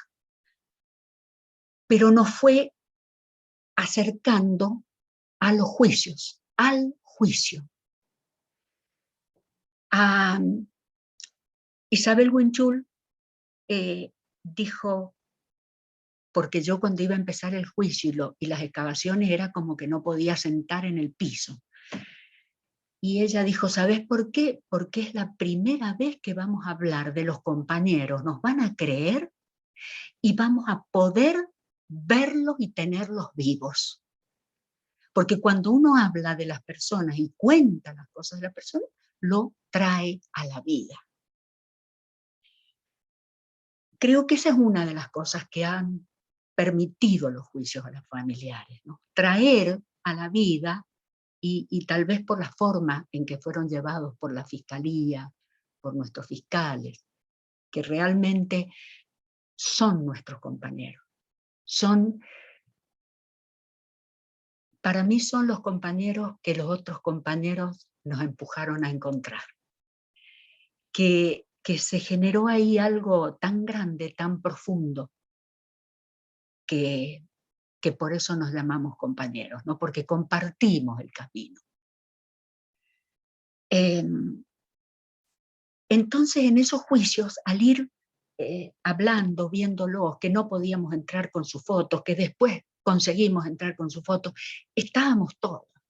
Estaban ellos, estaban los viejos nuestros, que ya no estaban algunos, la gran mayoría, pero estábamos todos. Yo tengo la experiencia como actriz de vivir un momento de verdad. El arte es un momento de verdad. En el arte no se puede mentir, porque lo que uno manifiesta es el alma. Si está enojada, es el alma enojada, si está violenta, si está amorosa, si es hipócrita, el alma sale. Es un momento de verdad, de realidad. Y a partir de ese momento se empieza la actuación. Afuera, como muchas cosas de las que dijo, esos mitos de los que habló Daniel, afuera se piensa que las actrices fundamentalmente podemos mentir, podemos engañar. Pero en el arte no se puede mentir ni engañar cuando uno manifiesta el alma. Y yo observé eso en los juicios. Yo viví eso en los juicios. Se generó un espacio ritual de verdad. El ritual de la justicia. Pero es real, era un espacio de verdad, donde el tiempo desaparecía o se ensanchaba. Y tengo el recuerdo de la declaración, siempre lo tengo, de la declaración de Graciela Morales, la hermana de Alicia Morales, que estuvo detenida. Ella tenía 16 años cuando quedó detenida, la hermana, ¿no? Cuando Alicia quedó detenida, Graciela tenía 16 años. Sabían que la habían llevado con sus hijitos al D2. Entonces el papá y ella iban al D2 a reclamar. Y cuando ella empieza a relatar eso, la voz de Graciela empieza a cambiar. Era la voz de una niña de 16 años. Es como comprender que en el cuerpo tenemos la vida completa, el tiempo completo. Y es ver en el juicio lo extraordinario de la humanidad. Muchas cosas, muchos testimonios que lograron poner la tragedia en el valor humano. Por ejemplo, la declaración de Yvonne, y no me voy a acordar el apellido, no lo voy a saber decir, un apellido francés, Lerol, algo así. Ella tenía 18 años, la llevan con su beba de 1 mes al D2. no la dejaron sentarse ni acostarse en ningún momento. Y ella lograba, con la leche que tenía, irla limpiando, irla manteniendo con el único pañal que tuvo. Entonces, esas cosas son tan extraordinarias, son tan maravillosas, que es lo que permite saber que nunca, jamás nos podrán vencer. Nunca, jamás. Porque contra esa humanidad han querido luchar y han querido hacer desaparecer esa humanidad. Y esa humanidad está en todo. Esa humanidad es la que surge cuando uno escucha o ve o necesita se da cuenta que hay otro que lo necesita. Esa humanidad uno no sabía que la tenía, pero nos tirotearon, nos golpearon en el lugar que nunca debieron haberlo hecho. Nos golpearon en el amor a nuestros compañeros, a nuestros esposos, hermanos, hermanas. En ese lugar nos golpearon. Y eso nos permitió responder de otra manera. Nos permitió responder buscando justicia cuando todavía no la podíamos encontrar. Nos permitió encontrar con las personas que iban a ayudarnos a hacer justicia. Nos permitió tener la fuerza para seguir hasta el día de hoy, para seguir siempre. Y nos permitió aprender. Yo pensaba ayer en esta carpa de los derechos humanos de la que habló Dante, cuando hablaban compañeros, ¿no? ¿Cómo es que uno empieza a ver la vida, la aprende a ver del otro lado del bordado? ¿No? Empieza a ver la parte de atrás de un bordado. Mi tía decía, la parte de atrás no es tan linda, pero muestra cómo van combinados los hilos. Y cuando uno va viendo ese atrás, cuando va viendo que mi hijo tenía 8 meses, y vio cuando entraron y se lo llevaron a su papá, y lo vio y sus ojos eran los ojos de un viejito. Pero hoy ese hijo tiene sus hijos, y sus hijos mañana van a estar también en la marcha. Y no es que esté haciendo solamente cosas por esta forma de derechos humanos, sino que viven la vida de otra manera. Y son muchísimos los jóvenes, no es solo ni mi hijo, ni porque nos pasó esto. Es una enorme cantidad de jóvenes, de personas que tenemos la humanidad dentro. Hay circunstancias que nos han permitido revertir la tragedia. Una ha sido esta de poder, o es esta de poder ver el bordado del otro lado, del revés. Y otra es como si nos hubiésemos puesto detrás de un espejo, ¿no? Y entonces lo que vivimos en el cuadro 33, la reparación de los juicios, fue poder vivir aquello que los genocidas creyeron que nos impedían para siempre. Y como la vida no se termina ni con la muerte, porque sencillamente uno va por un camino, ve cómo está talado un árbol y las ramitas siguen saliendo, porque la vida es eterna, la vida es constante, tomará nuevas formas, pero aprenderemos a dialogar con las nuevas formas. Y no nos separaremos jamás de los que amamos, porque son nuestros compañeros y compañeras. Y esa convicción, esa creencia es un poder. Ese es el poder de la verdad y de la justicia. Creo que el poder de la verdad es como aquello que detiene a los que verdaderamente subvirtieron el orden de la vida. Y la justicia es lo que nos permite ver del otro lado del espejo. Es lo que nos permite, en el cuadro 33 del cementerio de Capital, ver un arco iris en pleno mediodía. Y alguien dijo, ustedes saben en la Biblia, y los marxistas que estábamos ahí, no, qué Biblia ni nada. Escuchen lo que dice. Dice que cuando aparece el arco iris se unen los dos mundos, los que ya partieron y los que estamos acá. Y eso es real, porque estábamos todos ahí. Y esas cosas se ven porque aparece la justicia. Porque la justicia, creo que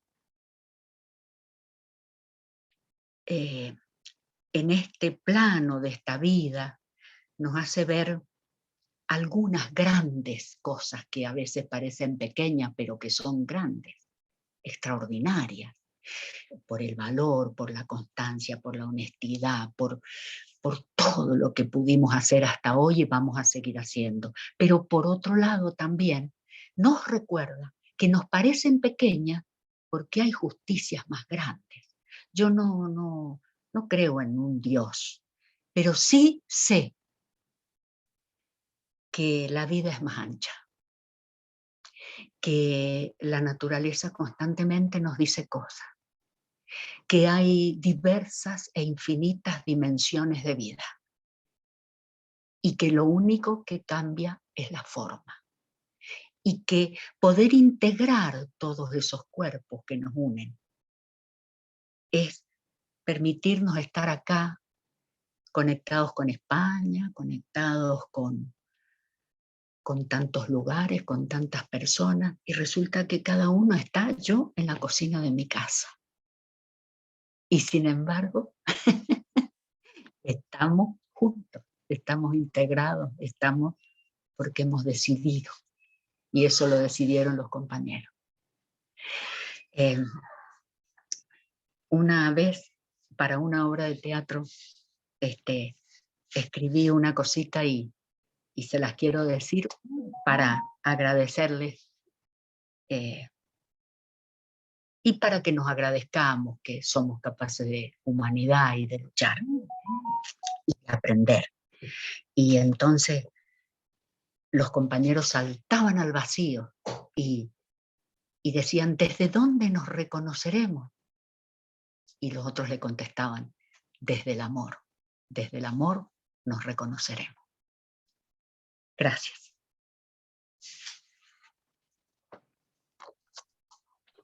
Muchas gracias, Mario. Bueno, ahora entenderán por qué al principio dije lo que dije de ella y por qué nos obliga su lucha a que sea nuestra lucha. Y bueno, muchas gracias. Quedan unos minutos y, bueno, Ricardo ha levantado la mano, pero si alguno de quienes nos acompañan de otro país le gustaría compartir alguna experiencia o lo que le ha generado un poco la charla y está con ganas de hacer alguna consulta, dejamos abierta la posibilidad. Ricardo, ¿tiene la mano? ¿Quiere hacer una pregunta o es...? Sí, ¿qué tal? Buenas tardes. Ante todo agradecerle inmensamente y mandarte, Mario, desde San Luis, un abrazo inmenso y agradecerte entrañablemente tu mensaje de amor y de esperanza y de esta visión sin rencor, sin odio que reconforta, pero a la vez nos aumenta el compromiso de mantener viva por siempre esta llama de que el nunca más sea un nunca más definitivo. Yo solamente yo soy de San Luis, Para quienes no sepan, sentíamos que hablaban de la provincia de Mendoza. La provincia de San Luis está pegada a Mendoza. Y era para contar un poco y hacer algún tipo de homenaje. Se han hecho nombres. Yo he sido alumno de algunos de esos jueces nefastos en la Facultad de Derecho de la Universidad Nacional de Cuyo, que por suerte ya no lo son. Pero a su vez siento la necesidad como amigo de homenajear a una persona entrañable que quizás fue más conocida por su participación como auditor general de la Nación en lo que se conoce como la tragedia de Once, que es el doctor Leandro Chungo Despuig, que de San Luis me honró con su amistad y tuvo que ver con todo lo que fue los inicios y la preparación de los juicios a las juntas, desde la Cancillería Argentina, y en asegurar a las personas que desde el extranjero querían, que se necesitaba que vinieran a declarar y tenían los temores, ¿no es cierto?, de, como decía bien el doctor Vega, de retornar al país porque la dictadura estaba ahí, estaban todos los miedos de darle esas garantías. Así que, y él me ha honrado con su amistad y realmente me transmitió entre telones de lo que fue aquella experiencia de los años 84, 85 y la decisión política que se tomó en aquel momento, y creo que es un deber que tengo para conmigo y para con su memoria. Lamentablemente se nos fue. Y otra es hablando de los magistrados de Mendoza. Aquí en San Luis el doctor Vega bien lo sabe porque ha tenido un papel fundamental en los juicios de lesa humanidad de San Luis. Fue muy importante la actuación de un magistrado de Mendoza, el doctor González Macías, que allá por el 85 estuvo en San Luis investigando, y sentó una serie de pruebas y realizó averiguaciones. Entonces era miembro de la Cámara Federal de Apelaciones de Mendoza cuando lo hizo, en 1985, que 25, 30 años después permitieron la realización de 2 grandes juicios acá en San Luis, en los cuales, como bien sabe el doctor Vega, porque como decía, reitero y agradezco, tuvo un papel fundamental en ellos, se condenó también a 3 ex magistrados o funcionarios del Poder Judicial por su participación y por ese, como decía Mariú, colgar en la ganchera los pedidos de habeas corpus y demás. Así que solamente quería hacer una mención porque ante tanta gente que miró para otro lado, destacar a estas personas que creo que por lo menos en mi provincia tuvieron esta participación. Bueno, el doctor Vega, quien en alguna época, ya hace unos años, fue profesor mío en la Facultad de Derecho, también agradecerle y saludar.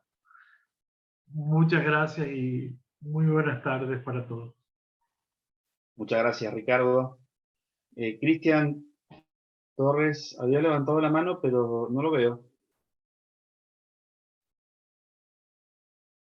Se le puede haber cortado.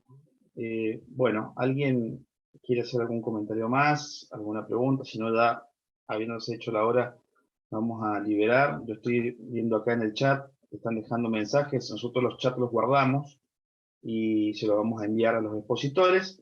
Y sí, le damos a Graciela Zabaleta, le damos la palabra, que nos acompaña de Perú. Y ya con esto damos por terminada esta maravillosa jornada. Graciela. Sí, buenas tardes con todos. Acá son las 2:44 de la tarde. Y como decía Mariú, desde el ambiente de la casa unidos, ¿no?, de la oficina, etc. Yo solamente quería resaltar lo que han comentado, ¿no?, de que, bueno, la importancia de difundir los hechos que han ocurrido, ¿no? Acá en nuestro país también hemos tenido situaciones funestas de vulneración de los derechos humanos, ¿no?, durante el gobierno de Fujimori. Precisamente el Tribunal Constitucional de Perú ha emitido una decisión restituirle el indulto y probablemente pueda ser liberado. O ya respecto a la Corte Interamericana de Derechos Humanos, se ha pronunciado, ¿no?, señalando que este fallo afecta el derecho a la justicia de las víctimas y naturalmente que obstaculiza el cumplimiento de las obligaciones internacionales, ¿no?, en los casos de La Cantuta y Barrios Altos, donde no se ha cumplido con la reparación. Y nunca pidió perdón también el expresidente. Entonces, resalto, ¿no?, la importancia de lo que se ha comentado hoy, que a través de la sociedad civil, como está ocurriendo a través de este diplomado, pueda hacerse conocer a aquellas personas que no han sido, digamos, no han estado en la época, no han sido, no han podido observar o tomar conocimiento de los hechos que ocurrieron en esa época, ¿no? Yo también soy docente universitaria y cuando pregunto a mis alumnos sobre estos temas, ellos no conocen el tema. Y muchas veces los gobiernos difunden lo contrario, ¿no? Como es el caso acá en Perú, cuando Fujimori rescata a las personas que fueron secuestradas en la residencia del embajador de Japón, en fin, se combatió el terrorismo. Se difunde mucho, ¿no? Se recuerda mucho esa época, pero no se recuerdan todos los sucesos que ocurrieron cuando desaparecieron muchas personas, ¿no? Como lo ha relatado Mariú Carrera, en nuestros países, caso Perú, Chile, Argentina, ¿no?, y otros países se ha padecido y se continúa padeciendo esta situación. Y todavía no hay personas cuyos restos no han sido encontrados, no han sido ubicados. Sigue la labor en Perú de la Comisión de la Verdad y Reconciliación, sigue el Ministerio Público hurgando, ¿no?, tomando conocimiento, investigando sobre la ubicación de los restos de estas personas. Entonces, y resalto la importancia de esta necesidad de los relatos, de la difusión, de hacer conocer a aquellas personas de las nuevas generaciones que no han sido partícipes indirectos, ¿no?, a través de los medios, y que tampoco los medios permanentemente hacen difusión de estos hechos. Yo agradezco mucho disculpen, no había puesto la cámara, agradezco mucho la información que nos están brindando desde Argentina, Chile, como también este relato tan valiente de Marilu, que me ha conmovido mucho. Gracias. Gracias, Graciela. Bueno, ahí volvió Cristian, que se lo había cortado, y ahora sí le damos la palabra para que nos cuente sus comentarios, y le damos la palabra a Cristian, desde Chile.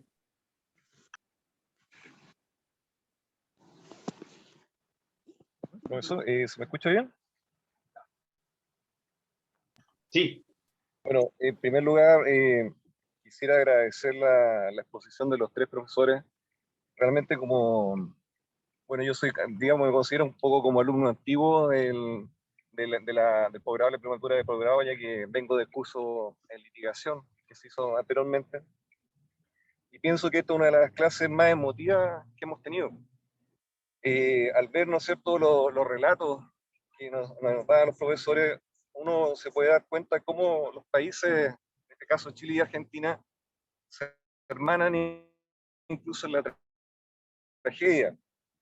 Cuando vemos, por ejemplo, la intervención o el rol que jugaron muchos abogados, ¿no es cierto?, en el caso chileno, cuando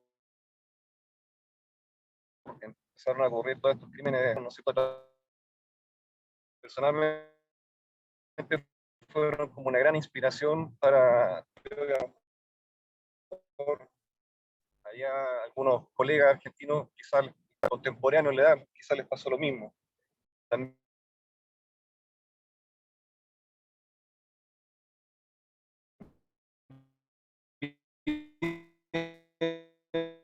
veo que existen símbolos ya que se repiten, ¿no es cierto?, en este caso haciendo un paralelo como lo que yo llamo las máquinas de la muerte, en el caso de Argentina, conversando con un verde, ¿no es cierto?, el símbolo de la dictadura, en el caso, ¿no es cierto?, al mar. Por eso decía que esto yo creo que es una de las clases más emotivas que hemos tenido, ya digamos, considerando el curso anterior de litigación. Muchas gracias, Cristian. Bueno, le doy finalmente la palabra a Dante, a Me llamó Daniel o a también mucho la Mariú. atención cuando Volvió, perdón. hacemos que hablar, perdón, profesor. No, por favor, pensé que había terminado, Cristian, disculpe, que se corta. Sí, no, me llama la atención la posición del profesor Rodríguez cuando hablaba del caso Simón, que encontraba muy similar a lo que ocurrió en el caso chileno Almonacid Arellano, una persona que fue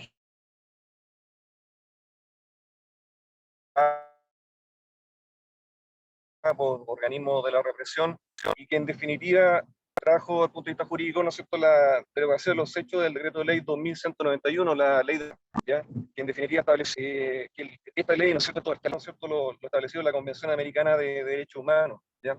Y me gustaría saber también la opinión del profesor cuando hacía referencia a que los juicios, la lentitud, ¿no es cierto?, en las cuales han avanzado estos procesos. ¿Cómo podemos, ¿no es cierto?, agilizar, ¿no es cierto?, o darle mayor efectividad, ¿no es cierto?, a estos procesos que se han seguido respecto a estos crímenes de lesa humanidad en materias como, por ejemplo, los temas de extradición? Hay unos torturadores, ¿no es cierto?, en el caso chileno, que se encuentran en el extranjero, ¿no es cierto?, que no han podido ser extraditados, ¿no es cierto?, por temas legales, o también uno de los grandes problemas que se ocurre acá en Chile con la falta de entrega de información por parte del organismo de las Fuerzas Armadas, en los lugares donde fueron ejecutados, ¿no es cierto?, los detenidos desaparecidos. Me gustaría saber qué es lo que ocurre, ¿no es cierto?, fundamentalmente en ese punto también, la falta de entrega de información en el caso argentino. Y bueno, y saludar y dar un dato a su vez, como último punto. Hay un documental que se está postulando al Oscar, que se llama Bestia, realizado por jóvenes chilenos, la cual relata en la versión stop motion el caso de Ingrid Oderroth, que fue una agente de la DINA, un objetivo, ¿no es cierto?, que estuvo acá en Chile, que es bastante decidor, ¿no es cierto?, de cómo ocurrieron, ¿no es cierto?, estos hechos tan lamentables que ocurrieron en nuestro país. Agradeciendo, profesor, la oportunidad y felicitaciones a los tres expositores. Estuvo realmente una de las clases más emotivas que hemos presenciado en mi periodo. Muchas gracias. Muchas gracias, Cristian. Dante, Daniel, ¿algún comentario sobre lo que plantea Cristian, Mariú? Sí, Dante, dale Dante, después yo aporto. Solamente te cedo la palabra ya, Daniel. Dos cosas quería comentarle a Cristian. Bueno, sí, sin duda debe haber sido una de las clases más emotivas que, estando Mariú, donde va Mariú, hay emotividad, así que no me cabe duda de eso. Lo primero que quería decir respecto de lo que dijo Cristian al comienzo, de esa hermandad, y sin caer en los lugares comunes, eso es el plan Cóndor al revés, ¿no? Es que estemos acá reunidos todos, personas cuyos países han sufrido represión, es el reverso del plan Cóndor.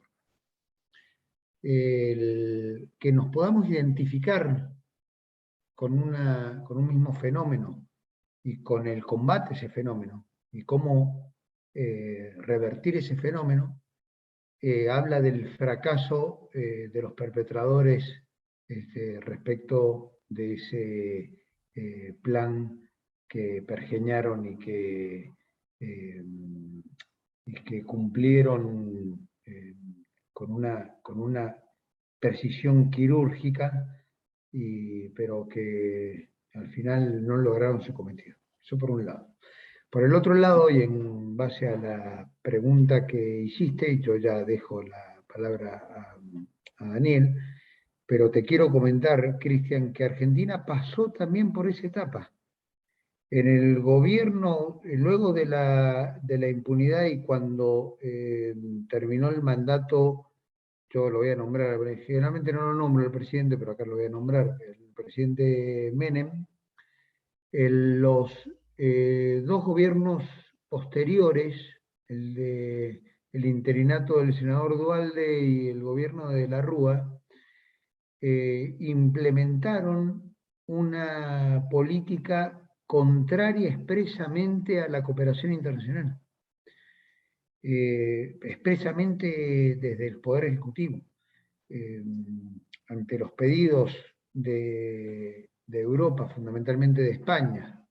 Por entonces estaba todavía en funciones Baltasar Garzón, pero también habían pedidos de Francia, de Alemania, de Bélgica, y de no me acuerdo qué otro país. Ese era por entonces el temor del poder militar. No temían a la justicia argentina, que estaba amordazada, temían a la justicia extranjera, y que Argentina concediera la extradición a los perpetradores argentinos. Por eso es que estos dos gobiernos sumaron a la impunidad la prohibición de no prestar la cooperación internacional, vos que te referías a la extradición. Y esto se revierte con política.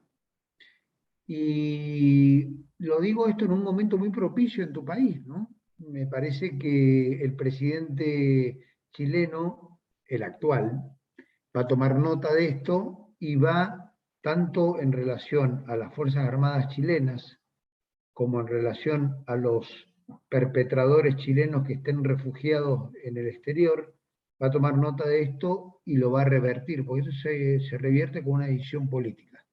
Y la decisión política de terminar con la impunidad hace a la petición a países extranjeros de entrega de delincuentes terroristas estatales chilenos para que respondan ante la justicia del país. Así que me permito también en este tema tener buenos augurios para Chile en este sentido. Gracias.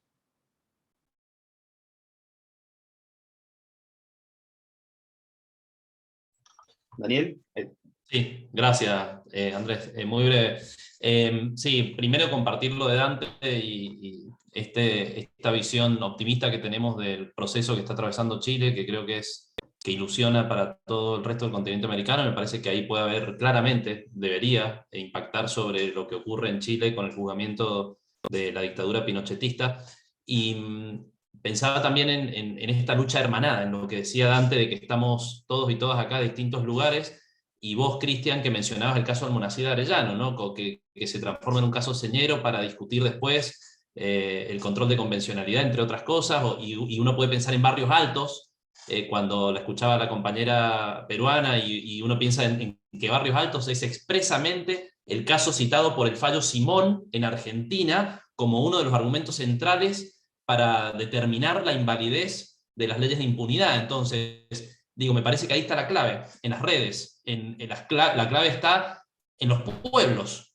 Por supuesto que después habrán, insisto, gobiernos más o menos permeables, pero son los pueblos los que, y por supuesto los que llevamos a ese tipo de gobiernos, en todo caso al poder, pero son los pueblos los que no pueden cesar en esta lucha, y la comunidad organizada y quienes ejercemos determinados roles en el ámbito de lo jurídico, aportar desde ahí a la lucha de los pueblos. Y después dos cuestiones muy puntuales que preguntaste, lo de la frecuencia de las audiencias, nada, es muy difícil dar una respuesta a eso. Me parece que es el reclamo permanente. Venimos lidiando con eso, a veces con mayor o menor éxito, y no creo que haya otra forma de eso que la presión social y la gestión política. La política es una herramienta clave en esto, y la presión social de que el Poder Judicial entienda la prioridad de esto. Y con el tema de la entrega de los archivos, solamente te puedo decir algo de la experiencia argentina que para nosotros ha sido fundamental en las investigaciones y que tuvo que ver con el impulso político dado particularmente en ese momento a partir de la presidencia de Néstor Kirchner, que es que se crearon áreas de derechos humanos en distintas reparticiones estatales, entre ellas en el Ministerio de Defensa.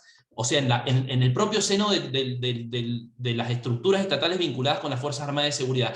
Esto que generó la aparición de una gran cantidad de documentación que antes estaba vedada. Digo, nosotros del Ministerio Público pedíamos al Ministerio de Defensa un legajo de un ex militar y tardaban 2 años en mandarlo, digo, o meses, o lo que fuera, no lo mandaban nunca. Y de pronto, con la creación de áreas de derechos humanos dentro de estructuras claves del Estado, se generó un diálogo con el sector de la Administración de Justicia que permitió el hallazgo de una gran cantidad de documentación que estaba allí y que no había sido destruida, porque también hay que tener en cuenta que gran parte fue destruida. La dictadura argentina, yo desconozco si algo similar hubo en Chile, pero seguramente la dictadura argentina tuvo un decreto de destrucción de documentación, además de la autoamnistía, etc. Entonces, pero sobrevivió mucha documentación, y esta documentación a veces está ahí, a veces hay reticencia, o a veces se pierde en la burocracia, simplemente. Y hace falta un grupo de gente comprometida que ponga a disposición de la justicia. Entonces me parece que algo para tener en cuenta en Chile, en cualquier otro lugar, es la creación de espacios de derechos humanos en las estructuras vinculadas con las Fuerzas Armadas de Seguridad,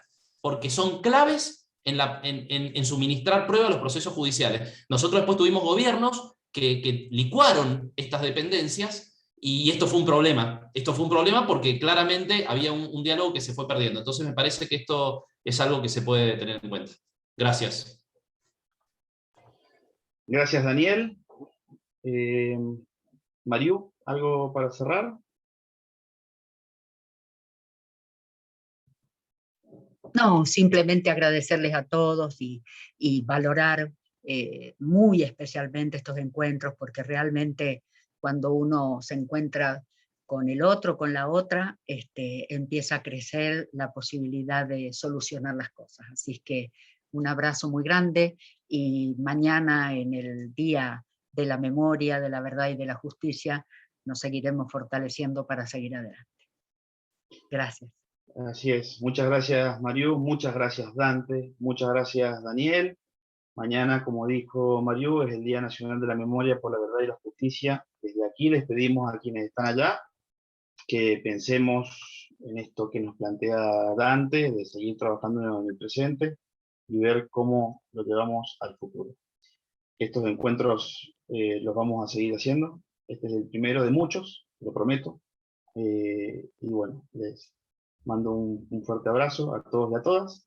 Muchas gracias por haberse quedado hasta el final, y les mando un cariño muy grande. Ya se pueden desconectar, que estén muy bien.